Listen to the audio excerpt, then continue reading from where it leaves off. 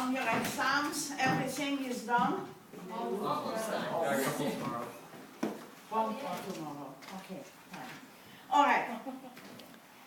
You start. Questions? Yes. How was your life affected after World War II? How life affected me after the war? Okay. Yes? Yes. I think I mentioned it the last time.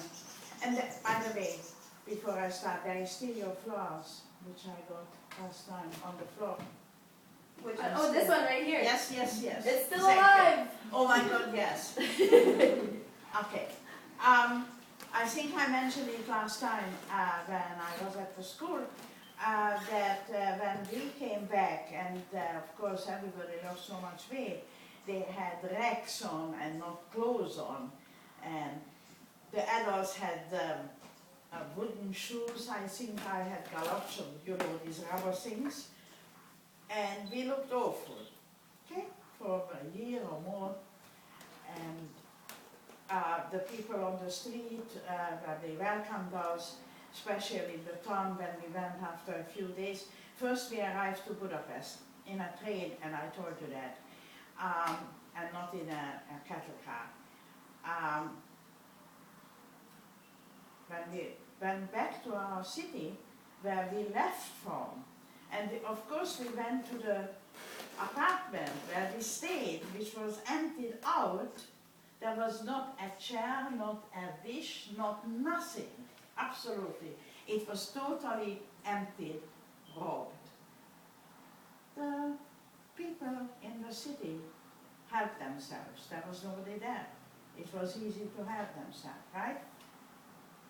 The people on the street looked at us and saw in what conditions we are, and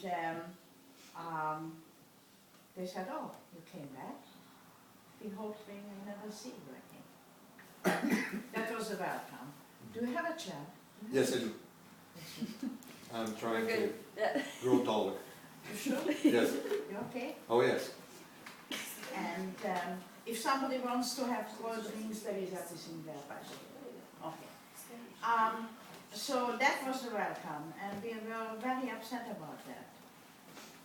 But then, every single household, Szeged, where I was taken away from with my parents, had 4,000 Jews in a 100,000 city.